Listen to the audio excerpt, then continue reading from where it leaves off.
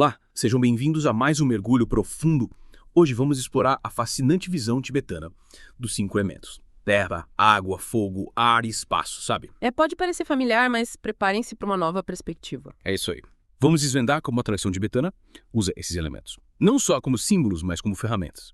Ferramentas para cura, para crescimento pessoal e até para lidar com os desafios, do dia a dia. Isso mesmo. E nosso guia nessa jornada é o livro A Cura através da Forma, da Energia e da Luz, de Tenzin Wangyal Rinpoche.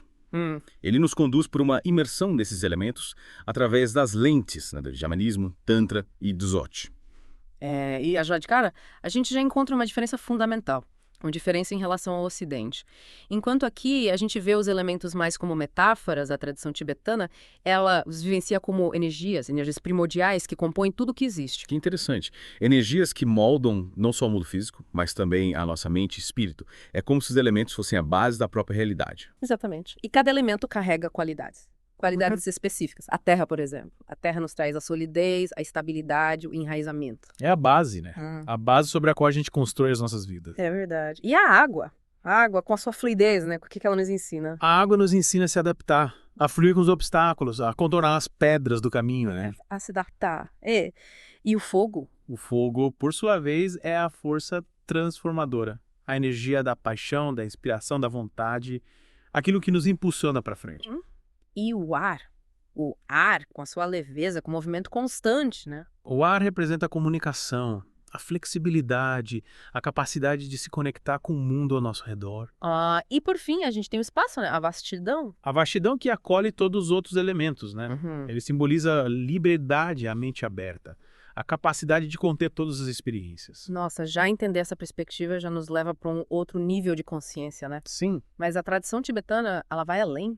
Vai além da mera contemplação. Exatamente. Eles desenvolveram práticas, né?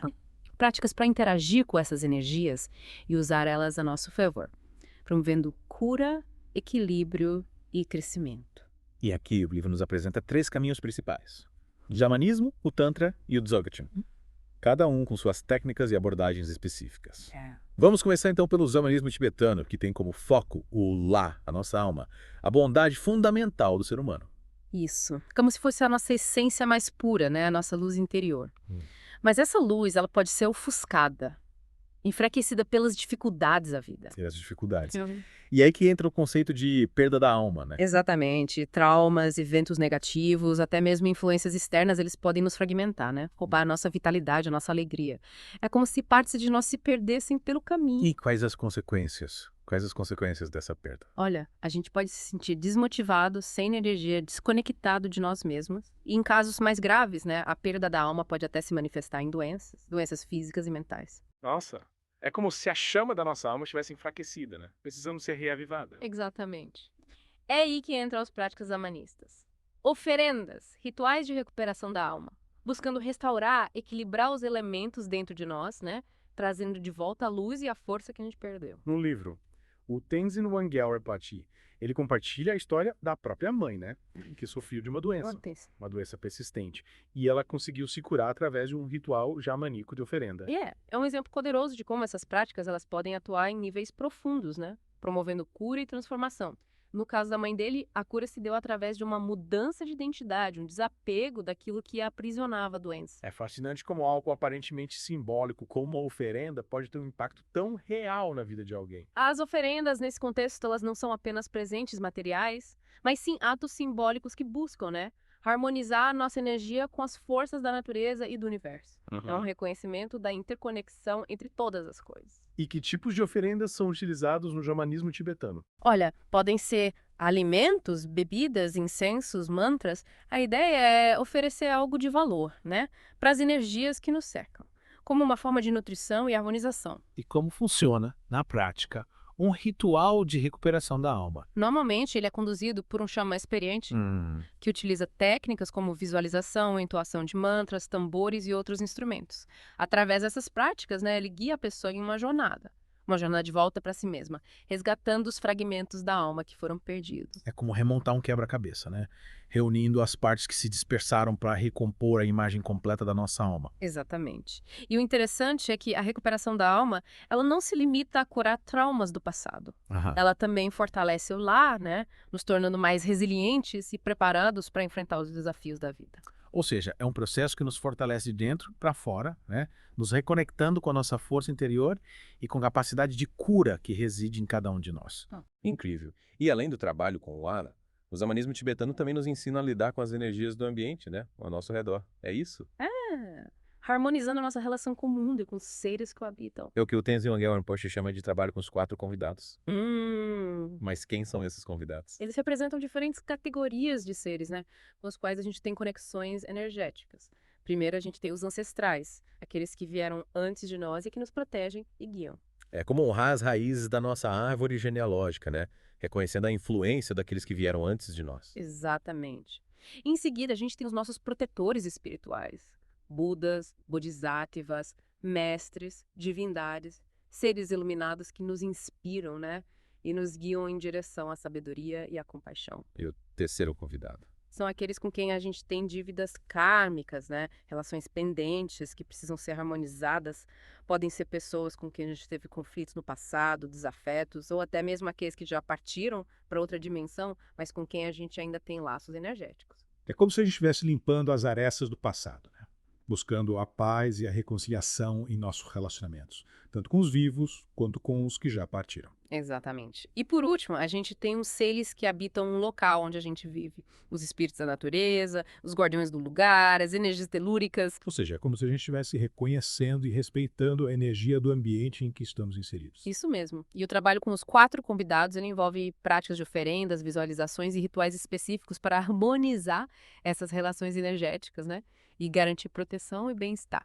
É como se a gente estivesse tecendo uma teia, né? Uma teia de relações harmoniosas com todas as dimensões da nossa existência, honrando nossos ancestrais, buscando a proteção dos seres iluminados, reconciliando-nos com o passado e vivendo em paz com a natureza. Exatamente. E essa visão holística que integra o indivíduo ao seu ambiente e a todas as dimensões da sua existência, né? É uma das marcas do xamanismo tibetano. Uma visão que nos convida a olhar para além das aparências, né, e a reconhecer a profunda interconexão entre todas as coisas. Mas e o Tantra?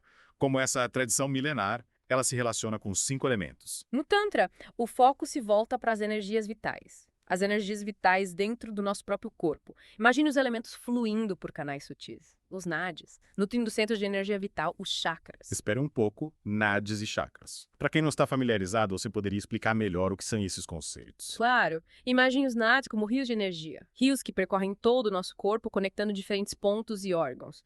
Já os chakras são vórtices de energia, como rodas girando, localizados em pontos estratégicos ao longo da coluna vertebral. E esses chakras influenciam, né? Influenciam diferentes aspectos do nosso ser. Físico, emocional e espiritual.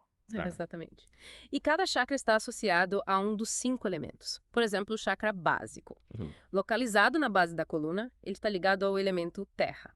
Ele representa a nossa conexão com a matéria, a vitalidade física, a sensação de segurança e estabilidade. E o chakra cardíaco, no centro do peito, ele está ligado ao elemento ar, representando o amor, a compaixão, a conexão com o outro. Perfeito. O Tantra nos ensina a trabalhar com essas energias através de práticas. Práticas como visualizações, mantras, respirações, movimento específico. E qual o objetivo dessas práticas? Elas visam equilibrar os elementos dentro de nós, harmonizando os chakras e promovendo a saúde, a vitalidade e o bem-estar em todos os níveis. É como se a gente estivesse afinando um instrumento musical, né? Ajustando cada corda para criar uma melodia harmoniosa. E quais são as práticas mais utilizadas no Tantra para trabalhar com os elementos? Uma das mais conhecidas e poderosas é a prática das 9 respirações purificadoras. Ela utiliza a respiração, a visualização para purificar os canais energéticos, os nadis e equilibrar os 5 elementos nos chakras. Como essa prática funciona na prática? A cada respiração, a gente visualiza um dos elementos entrando no nosso corpo, purificando e energizando um chakra específico. Por exemplo, ao inspirar o elemento terra, a gente visualiza ele preenchendo o chakra básico. nos enraizando, né? Nos dando força e estabilidade. E ao expirar, a gente libera as energias negativas e toxinas associadas a esse elemento. É como se a gente estivesse limpando e energizando o nosso corpo e mente a cada respiração. Exatamente. É assim, a gente vai respirando cada um dos elementos, purificando e equilibrando todos os nossos chakras. Essa prática tem um efeito profundo no nosso corpo e mente, liberando bloqueios energéticos, aumentando a vitalidade, acalmando a mente e nos conectando com a nossa essência. Nossa, que interessante. E o Dozoki? Como ele se relaciona com 5 elementos? O Dodoti na grande perfeição é uma abordagem que vai além, né? Além das práticas, das técnicas. Ele busca a realização direta da natureza da mente, transcendendo a dualidade e os limites do pensamento conceitual. É como se fosse um mergulho direto na fonte da nossa consciência, né? Sem intermediários. Exatamente. E nesse estado de pura consciência, os 5 elementos se revelam como manifestações da mesma energia primordial, da mesma luz que permeia tudo o que existe. Ou seja, os elementos deixam de ser vistos como entidades separadas e se tornam expressões da mesma realidade última. Exatamente. E ao reconhecermos a natureza da mente, a gente reconhece também a natureza dos elementos, transcendendo sua aparente solidez e experienciando sua essência, uma essência vazia e luminosa. E como podemos cultivar essa visão do Dodoti? Através da prática da meditação, do cultivo da presença, da observação da mente sem julgamento, é um caminho de autoconhecimento, de mergulho na nossa própria consciência, para além das aparências, dos conceitos. É como se a gente estivesse limpando o espelho da mente, né, para que ele possa refletir a realidade em sua pureza original. Exatamente. E ao integrarmos a visão do Dzogchen, os elementos se equilibram naturalmente dentro de nós. Pois a gente reconhece que eles já são perfeitos em sua essência. Essa realização nos liberta do apego aos elementos e nos conduz a um estado de paz, liberdade e plenitude. É como se ao transcendermos a dualidade, né, a gente encontrasse a unidade que permeia tudo que existe. Mas como a gente pode aplicar esses ensinamentos no dia a dia? Sem necessariamente se tornar, né, monge tibetano. O Tenzin Wangyal Rinpoche, ele nos oferece dicas simples, mas poderosas de como integrar a consciência dos elementos na nossa rotina. Que legal. A gente pode, por exemplo, fazer uma pausa antes das refeições, oferecer mentalmente, né, uma porção aos nossos ancestrais. É como um gesto de gratidão e respeito, né, àqueles que vieram antes de nós. Exatamente. Ou, ao caminhar pela rua, a gente pode dedicar alguns instantes para sentir a terra sob nossos pés. Sua firmeza, sua estabilidade, nos ancorando ao momento presente. E quando a gente se sentir ansioso ou agitado, a gente pode buscar a paz, a vastidão do espaço, contemplando a imensidão do céu. A gente pode também se conectar com o conforto da água, tomando um banho relaxante, sentindo suas propriedades purificadoras, ou com a flexibilidade do ar, praticando exercícios respiratórios e permitindo que o vento leve para longe as preocupações. E que a criatividade. E a paixão do fogo. Como a gente pode se conectar com esse elemento no dia a dia? Isso a gente pode cultivar a chamada inspiração, né? Dentro de nós, dedicando tempo aos nossos projetos, hobbies, paixões. A cada desafio a gente pode invocar a força transformadora do fogo, né? Para nos impulsionar adiante. São pequenos gestos que, incorporados à nossa rotina, né, podem trazer uma mudança sutil, mas profunda para a nossa experiência de vida. Exatamente. Ao integrarmos a consciência dos elementos no nosso dia a dia, a gente passa a viver em maior harmonia. Harmonia com a natureza, com nós mesmos e com o universo que nos cerca. É como se a gente estivesse sintonizando a nossa energia com a sinfonia cósmica, dançando no ritmo da vida em sua plenitude. É isso aí. E essa jornada de descoberta e integração com os 5 elementos, ela apenas começou. Mergulhamos fundo no xamanismo tibetano, né, na parte anterior, e exploramos como ele vê os 5 elementos, como energias vivas que a gente pode usar para cura e crescimento. Me deixou fascinado. E agora a gente vai se aprofundar ainda mais nas práticas xamanistas. Vamos desvendar como elas funcionam, o que a gente pode aprender com elas e como aplicar essa sabedoria, né, nas nossas vidas. É isso aí. Lembrando que o xamanismo tibetano, ele se concentra a nossa alma, aquela bondade, né? E pureza inata em cada ser humano. E como vimos, essa essência ela pode ser fragmentada pelas dificuldades da vida. Exatamente. E essa fragmentação, né, a perda da alma, ela se manifesta de diversas formas. A gente pode se sentir incompleto, desmotivado, sem energia vital. E em casos mais graves, essa perda pode se manifestar em doenças físicas e mentais. Lá citar as práticas xamanistas buscam, né? Restaurar essa integridade da alma. Reunir os fragmentos que se perderam. Sim. E também fortalecer o lar, né? Tornando ele mais resiliente aos desafios da vida. E para isso, o xamanismo tibetano utiliza diversas ferramentas. Já falamos das oferendas, mas há outras práticas igualmente importantes. A recuperação da alma é uma delas, né? Certo. Me fale mais sobre como esse processo acontece. Imagine uma jornada de volta para si mesmo, guiada por um xamã experiente, através de técnicas como visualização, entoação de mantras, tambores e outros instrumentos, né? O xamã auxilia a pessoa a resgatar esses fragmentos da alma, fragmentos que se perderam ao longo da vida. É como se o xamã fosse um guia turístico, né? Nos levando de volta para os lugares da nossa alma onde a gente deixou pedaços de nós mesmos. Uma bela analogia é esses lugares podem ser memórias traumáticas, relações conflituosas, discussões em que a gente se sentiu ferido, abandonado. Ao revisitar esses lugares, né, a gente pode recuperar a energia e a força que a gente deixou ali. Mas me diga, como algo tão abstrato como a alma, ela pode ser fragmentada e depois reunificada? Me parece um conceito um tanto.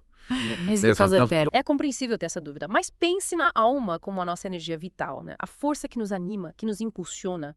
Quando a gente passa por experiências negativas, parte dessa energia fica retida nesses eventos. É como se a gente deixasse um pedaço de nós presos no passado. Exatamente. E a recuperação da alma busca libertar essa energia aprisionada, trazendo ela de volta para o presente, né? Para nutrir e fortalecer o nosso lar. E como isso se manifesta na vida da pessoa. O que muda depois da recuperação da alma? Olha, pode haver uma sensação de completude, de integração, de ter voltado para casa. As pessoas podem se sentir mais energizadas, mais vivas, mais conectadas consigo mesmas. Em alguns casos pode haver até a cura de doenças físicas e mentais. É como se a chama da alma voltasse a brilhar, né? Com mais intensidade, iluminando todo o ser. Exatamente. E essa prática, ela não se limita a curar traumas do passado. Ao fortalecer o lar, a gente se torna mais resiliente, mais preparado para enfrentar os desafios da vida. Falando em desafios, lembra que o xamanismo tibetano também nos ensina a lidar com as energias, né, do ambiente ao nosso redor. Certo. É o que o Tenzin Rinpoche chama de trabalho com os 4 convidados. Isso mesmo. Esse trabalho visa harmonizar nossa relação com o mundo e com os seres que o habitam. Lembre-se que os 4 convidados representam diferentes categorias de seres, né? Com os quais a gente tem conexões energéticas. Temos os ancestrais, que nos protegem e guiam, os protetores espirituais, que nos inspiram e nos conduzem à sabedoria, e aqueles com quem a gente tem dívidas kármicas, né? Com quem precisamos buscar reconciliação. Exatamente. E por fim a gente tem os seres que habitam o local, né, onde a gente vive, os espíritos da natureza, os guardiões do lugar, as energias telúricas. Reconhecer e respeitar esses seres é fundamental para viver em harmonia com o ambiente. Mas como a gente pode, na prática, cultivar boas relações com os 4 convidados? A gente pode fazer oferendas simples aos nossos ancestrais, pedindo a proteção deles, a orientação. A gente pode meditar na presença dos nossos protetores espirituais, buscando inspiração, força. E com aqueles com quem a gente tem dívidas kármicas, né? A gente pode buscar reconciliação, enviando amor e compaixão. Exatamente. E para harmonizar a nossa relação com seres que habitam no local onde a gente vive, a gente pode cuidar da natureza, fazer oferendas e cultivar respeito e gratidão pelo lugar, né? Que nos acolhe. É como se a gente estivesse tecendo uma teia de relações harmoniosas com todas as dimensões da nossa existência, honrando nossos ancestrais, buscando a proteção dos seres iluminados, reconciliando-nos com o passado e vivendo em paz com a natureza. Que lindo. Exatamente. Essa visão holística que integra o indivíduo ao seu ambiente, a todas as dimensões da sua existência, né? É uma das marcas do xamanismo tibetano. Uma visão que nos convida a olhar para além das aparências e reconhecer a profunda interconexão, né, entre todas as coisas. Mas agora, vamos mudar o foco.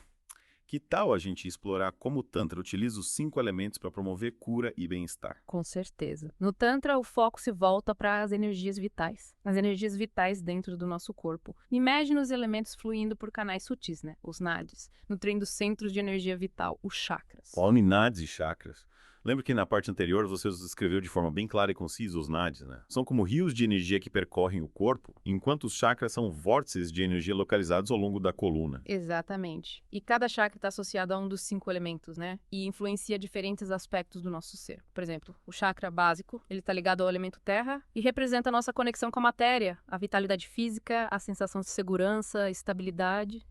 E o chakra cardíaco, associado ao elemento ar. Ele representa o amor, a compaixão, a conexão com o outro. Perfeito. O Tantra nos ensina a trabalhar com essas energias, né, através de práticas. Práticas como visualizações, mantras, respirações, movimentos específicos, né, visando equilibrar os elementos dentro de nós e harmonizar os chakras. É como se a gente estivesse afinando um instrumento musical, ajustando cada corda para criar uma melodia, né, uma melodia harmoniosa.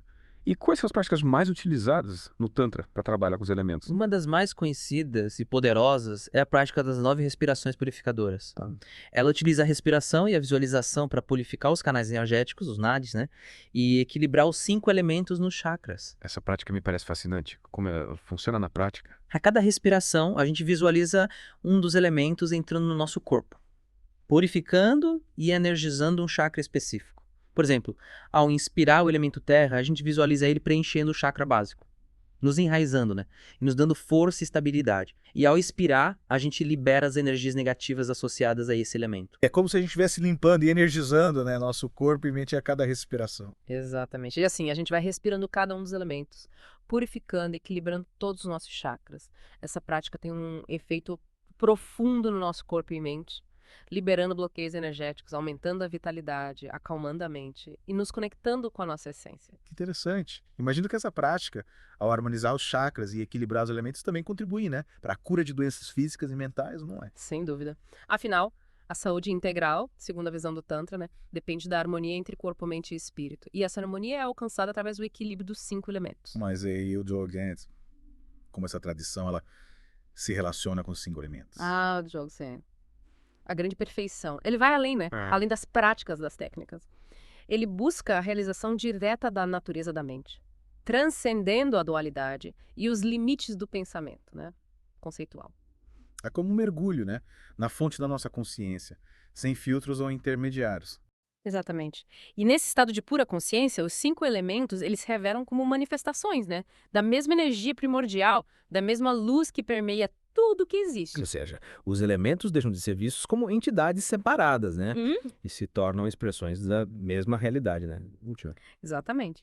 E ao reconhecermos a natureza da mente, a gente reconhece também a natureza dos elementos, transcendendo a sua aparente solidez e experienciando a sua essência, uma essência vazia e luminosa. E como podemos cultivar essa visão do Dzogchen? Através da prática da meditação, do cultivo da presença, né? Da observação da mente sem julgamento, é um caminho de autoconhecimento, de mergulho na nossa própria consciência, né? Para além das aparências e dos conceitos. É como se a gente estivesse limpando o espelho da mente, né? Para que ele possa refletir a realidade em sua pureza original.